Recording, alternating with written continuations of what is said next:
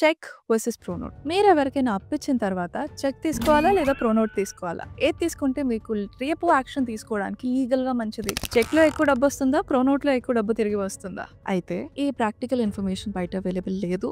So, జాగ్రత్తగా వినండి. Real cases ఇలాంటివి చూస్తున్నాను కాబట్టి చెప్తున్నాను. సపోజ్ మనం చెక్ తీసుకున్నాం. ఏం చేయొచ్చు? ఎన్ఐ యాక్ట్ కింద ఒక క్రిమినల్ కేస్ ఫైల్ చేయొచ్చు. దాని ద్వారా ఆ పర్సన్‌కి 2 ఏళ్ల జైలు శిక్ష ఇంకా చెక్ అమౌంట్‌కి డబుల్ అమౌంట్ ఫైన్‌గా పడుతుంది.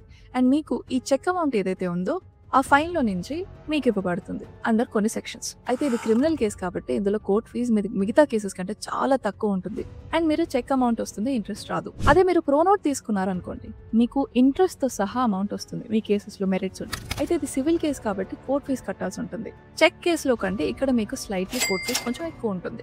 దానికి మీరు ప్రిపేర్ అవ్వాలి. ప్లస్ సివిల్ కేస్ కాబట్టి ఇంకొంచెం ప్రొసీజర్ ఎక్కువ ఉంటుంది. ఇంకొంచెం టైం ఎక్కువ తీసుకుంటుంది ఈ కేసు తేలడానికి. అఫ్‌కోర్స్ ఎంత టైం తీసుకుంటుందో దాంతో కలిపి ఇంట్రెస్ట్ అమౌంట్ మీకు వస్తుంది. సో మీరు కోర్ట్ ఫీజ్ అనేది పెట్టుకోగలిగితే ప్రోనోట్ వెళ్ళండి. కోర్ట్ ఫీజ్ ఎక్కువ పెట్టుకోలేము అనుకుంటే చెక్ బౌన్స్‌కి వెళ్ళండి. మీకు ఇంట్రెస్ట్‌తో సహా కావాలి అంటే ప్రోనోట్‌కి వెళ్ళండి.